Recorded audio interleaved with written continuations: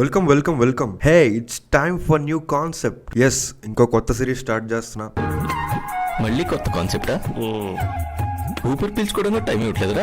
ఎందుకంటే రెడ్డిట్ లో స్టఫ్ కనబడట్లేదు, ట్విట్టర్ లో ప్రస్తుతం స్టఫ్ లేదు. సో ఇంతకంటే మంచి టైం ఏముంటుంది కొత్త సిరీస్ స్టార్ట్ చేయడానికి. ఇప్పుడు బేసిక్ గా సిరీస్ ఏంటంటే, మీరు మన ఛానల్లో ప్రవరాక్యుడు నట్షల్ వీడియో చూసుంటారు. చూడకపోతే ఈ వీడియో అయిపోయాక వెళ్ళి చూసేయండి. అలాంటి నరేషన్ కాన్సెప్టే, బట్ ఎవరికి తెలియని మూవీస్ అనమాట. ఇది యాక్చువల్ గా ఫారెన్ యూట్యూబ్ లో బాగా famous. Movie recaps and channels ఉంటాయి, అవి కూడా చెక్ చేయండి. తర్వాత బేసిక్ గా ఏంటంటే, ఎవరు చూడని మూవీస్, థియేటర్ లో ఫ్లాప్ అయ్యి 2-3 రోజుల్లో వెళ్ళిపోయిన మూవీస్, ఇలాంటి వాటిని తీసుకొచ్చి 15 minutes లో నరేట్ చేస్తారనమాట. వాళ్ళే అలాంటివి చేస్తున్నప్పుడు మన తెలుగులో ఒక ఇయర్ లో ఎన్నో హండ్రెడ్స్ ఆఫ్ ఫిల్మ్స్ రిలీజ్ అవుతుంటాయి. మరి మనం ఎందుకు ఇలా చేయకూడదు అనే థాట్ తో చేస్తున్న సిరీస్ ఇది. ఈ సిరీస్ కి నేను పెట్టిన పేరు అన్నోన్ స్టోరీస్. ఎవ్రీ ఫ్రైడే కొత్త సినిమా రిలీజ్ లాగా ఎవ్రీ ఫ్రైడే నైట్ మీకోసం ఒక మూవీ తీసుకొస్తాను, ఈ ఒక్క వీడియో తప్ప. షార్ట్ గా, ఇంట్రెస్టింగ్ గా, మాక్సిమం 15 minutes లో మీకు నరేట్ చేసి పెడతాను. సో మీరు ఈ సిరీస్ ఫాలో అవ్వాలనుకుంటే ఈ వీడియోని లైక్ చేసి మన ఛానల్ సబ్స్క్రైబ్ చేసి నోటిఫికేషన్స్ ఆన్ లో పెట్టుకోండి. అలాగే మీ ఫ్రెండ్స్ కూడా షేర్ చేసి అందరూ కలిసి ఎంజాయ్ చేయండి. సో మన ఫస్ట్ ఎపిసోడ్ గాను 2011 లో రిలీజ్ అయిన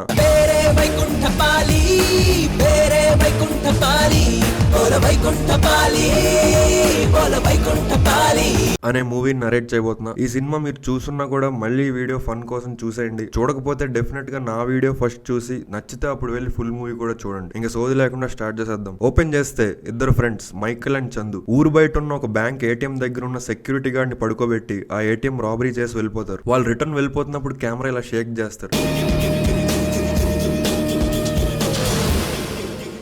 ఇది గుర్తుపెట్టుకో, తర్వాత మాట్లాడుకుందాం. నెక్స్ట్ అక్కడికి పోలీసులు వచ్చి ఏం జరిగిందని ఇన్వెస్టిగేట్ చేస్తుండగా అక్కడ చందు పర్స్ దొరుకుతుంది. దాంట్లో క్రాంతి కుమార్ అనే విజిటింగ్ కార్డు ఉంటుంది. ఇది గుర్తుపెట్టుకో, తర్వాత మాట్లాడుకుందాం. నెక్స్ట్ మన కృష్ణుడు ఏకే చందు ఫ్రెండ్స్ గురించి కొన్ని డైలాగులు వేసి ఫ్రెండ్స్ వల్లే నా జీవితం నాశనం అయిపోయిందని ఫ్లాష్ బ్యాక్ స్టార్ట్ చేస్తాడు. వీళ్ళు ముగ్గురు ఫ్రెండ్స్, క్రాంతి, చందు, మైకేల్. ఇప్పుడు ఫ్రెండ్షిప్ మీద సాంగ్ వేసుకోండి అమ్మా. మనదే కదా 3 cheers to friendship అందాం పద. ఆఫ్టర్ 3 years వీళ్ళు ముగ్గురు కూర్చొని ఎవరి అంబిషన్స్ వాళ్ళు డిస్కస్ చేసుకుంటారు. క్రాంతి ఏమో జర్నలిస్ట్ అవుతా అంటాడు. చందు ఏమో ఒక మంచి ఇల్లు కొనాలి, వాళ్ళ అమ్మని బాగా చూసుకోవాలంటాడు. మైకేల్ ఏమో పుట్టేది చావడానికి కాదు, దర్జాగా బతకడానికి. నేను ఏం చేసినా హ్యాపీగా లగ్జూరియస్ గా బతకాలి, అదే నా గోల్ అంటాడు. దీంతో ఎవరి దారిని వాళ్ళు వెళ్ళిపోతారు. ఆఫ్టర్ 6 years మరి ఈ మాత్రం దానికి మధ్యలో ఆఫ్టర్ 3 years ట్రాన్సిషన్ ఎందుకురా? డైరెక్ట్ గా సాంగ్ అయ్యాక బీచ్ లో సీన్ పెట్టేయచ్చుగా. Okay, anyways after 6 years cut చేస్తే మన క్రాంతి ఒక పార్క్ లో కార్ లో డాక్టర్ రవిని గన్ తో షూట్ చేసి అక్కడ నుంచి వెళ్ళిపోవడం చూపిస్తారు. నెక్స్ట్ హీరోయిన్ అదే పార్క్ లో జాగింగ్ చేస్తూ ఎంట్రీ ఇస్తుంది. అదే పార్క్ లో మన చందు వాళ్ళ మదర్ చూసుకుంటూ కనిపిస్తాడు. ఇక మైకేల్ ఏమో అప్పులతో ఫోన్ లో తిట్లు తింటూ డబ్బులకి తిండికి టైట్ అవుతూ ఒక హోటల్లో బతుకుతూ ఉంటాడు. నెక్స్ట్ ఒక ఆఫీస్ కట్ చేస్తే హీరోయిన్ క్రాంతిని కలుస్తుంది. విషయం ఏంటంటే హీరోయిన్ క్రాంతికి టీమ్ లీడ్ అండ్ వాళ్ళు ఒక సాఫ్ట్వేర్ కంపెనీలో పనిచేస్తూ ఉంటారు. కట్ చేస్తే చందు ఏమో ఒక బ్యాంక్ లో ఎంప్లాయ్ గా పనిచేస్తూ ఉంటాడు. వాళ్ళ అమ్మగారు క్రేనియల్ నర్వ్ పాలసీ అంటే ఒక రకమైన పారాలసిస్ తో బాధపడుతూ ఉంటారు. మళ్ళీ క్రాంతి కట్ చేస్తే నీ నోట్లోని చూయింగం ని ఎవ్వరూ చూడకుండా హ్యాండ్స్ తో టచ్ చేయకుండా నా నోట్లోకి తీసుకుంటా. ఆ పిల్లోడు పెద్ద ఇలా మారాడు.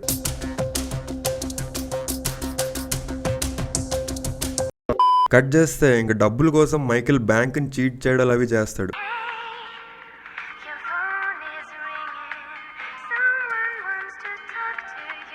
ఈ ప్రాసెస్ లో వాళ్ళ ఫ్రెండ్ ఫోన్ చేసి సింగపూర్ లో ఒక జాబ్ ఆఫర్ ఉంది, 6 lakhs ఖర్చు అవుతుంది అంటాడు. ఈ లోపు మనోడు బ్యాంక్ చేసిన చీటింగ్ తెలిసిపోయి తను పట్టుకోవడానికి రౌడీలు వస్తే మనోడు పారిపోతుండగా రోడ్డు మీద ముగ్గురు ఫ్రెండ్స్ అనుకోకుండా కలుస్తారు. అయితే ఇప్పుడు వాళ్ళు ప్రెసెంట్ ఏం చేస్తున్నారని డిస్కస్ చేసుకుంటారు. క్రాంతి తన సాఫ్ట్వేర్ కంపెనీ విజిటింగ్ కార్డ్ ఇచ్చి టచ్ లో ఉండమని చెప్పి వెళ్ళిపోతాడు. చందు ఏమో మైకేల్ సిచ్యువేషన్ తెలుసుకొని ఇక నుంచి తనతోనే ఉండమని ఇంటికి తీసుకెళ్తాడు. ఈ లోపు మన క్రాంతి సెకండ్ మర్డర్ చేస్తాడు. పోసాని నోట్లో క్యారెట్ పెట్టి ఒక గుద్దితే అది అటు నుంచి బయటకు వచ్చేస్తుంది. నెక్స్ట్ థర్డ్ మర్డర్ సుబ్రాజ్ని చేసి చంపుతుండగా మన చందు చూసేస్తాడు. సాఫ్ట్వేర్ ఎంప్లాయ్ అని ఏంట్రా నువ్వు చేసేదని మన చందు అడిగితే మనోడు ఫ్లాష్ బ్యాక్ స్టార్ట్ చేస్తాడు. కట్ చేస్తే క్రాంతి అండ్ రాజీవ్ కనకాల ఒక టీవీ ఛానల్ లో senior journalist. Rajeev girlfriend కూడా. రాజీవ్ ఒక చారిటబుల్ ట్రస్ట్ కూడా నడుపుతుంటాడు. వీళ్ళ ముగ్గురికి కామన్ ఫ్రెండ్ పోలీస్ అయిన డాక్టర్ రవి. ఇక మన రాజీవ్ కనకాల సొసైటీని బాగు చేసే క్రమంలో స్టూడెంట్స్ కి డ్రగ్స్ మీద అవేర్నెస్ ఇస్తాడు. ఇక్కడ సెకండ్ సాంగ్ వేసుకోండమ్మా.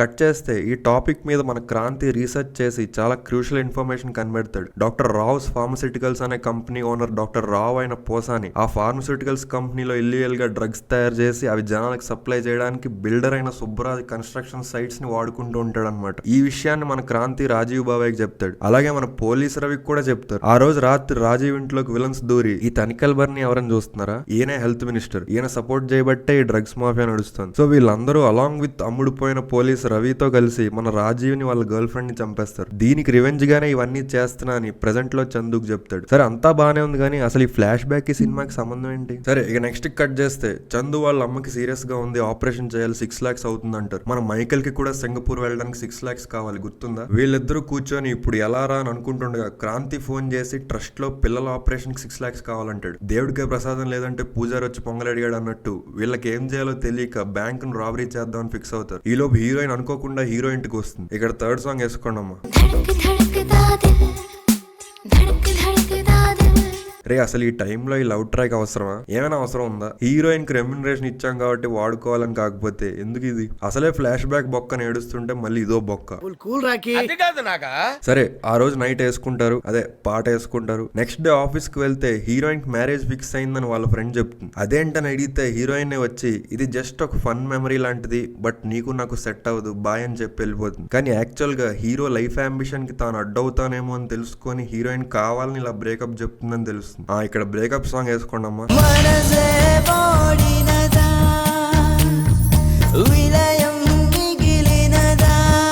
ఓరి దీనక్క సినిమా ఎటో.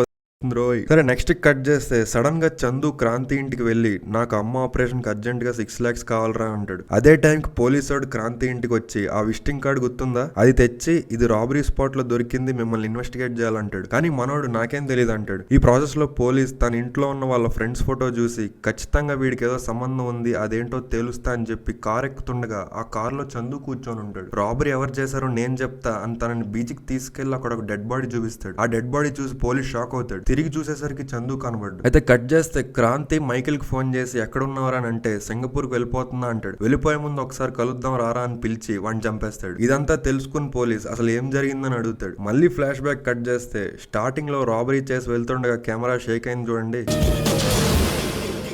యాక్చువల్ గా అదేం ఉపయోగం లేదు మనకి, బట్ ఆ దారిలో వెళ్తుండగా వాళ్ళు పక్కనే బీచ్ లో ఆగి డబ్బులు లెక్కేస్తే 7 లక్షలే ఉంటాయి. అప్పుడు ఎవరు తీసుకోవాలా అని ఇద్దరు కొట్టుకొని లాస్ట్ కి మైకిల్ చందుకి ఇచ్చేసి అమ్మకు ఆపరేషన్ చేయమంటాడు. సరే అని వాడు వెనక్కి తిరగగానే గన్ తో షూట్ చేసి చందుని చంపేస్తాడు. అప్పుడు చందు ఆత్మై క్రాంతి ఇంటికి వచ్చి జరిగిందంతా చెప్తాడు. అలాగే పోలీస్ ని కూడా తీసుకెళ్లి తన బాడీ చూపిస్తాడు. నాకు స్టార్టింగ్ లో చందుని ఇలా గ్లోయిగా చూపించినప్పుడే డౌట్ వచ్చిందిరా వీడి దెయ్యమేమో అని. సర్లే సో ఫైనల్ గా క్రాంతి మన చందు మదర్ కు ఆపరేషన్ చేయిస్తాడు. ఏదో ఇన్కంప్లీట్ గా అనిపిస్తుంది కదా.